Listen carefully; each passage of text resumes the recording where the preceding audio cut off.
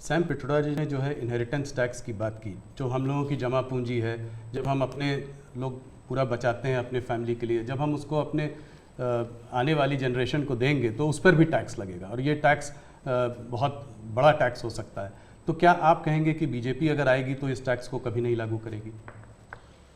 Bharatiya Janata party क्या करेगी, हमारे मैनिफेस्टो में साफ हमने लिख करके लाए हुए। अब उन्होंने कहीं सगुफा छोड़ दिया तो मैं भी वो झंडा लेके घूमूंगा, ये सवाल आपके मन में कैसे आ जाता है? भारतीय जनता पार्टी की विचारधारा साफ है जी। हम अपनी विचारधारा के आधार पर कार्यक्रमों को लेकर के, मैनिफेस्टो को लेकर के देश के सामने जाते हैं।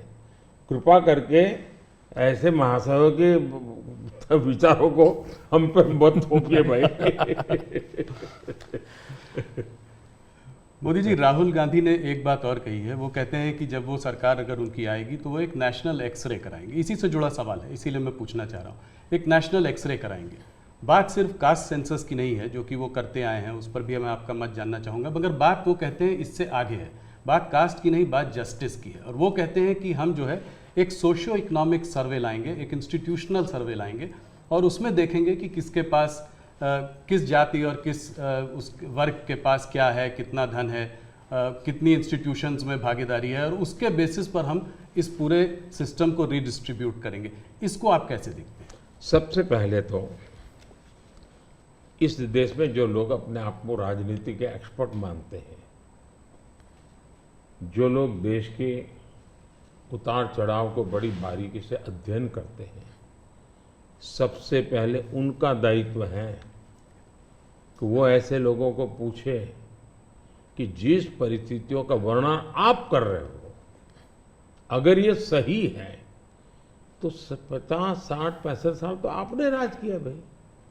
ये मुसीबत के जो जन्मदाता आप हो और आपने अब तक ये बर्बादी लाई क्यों?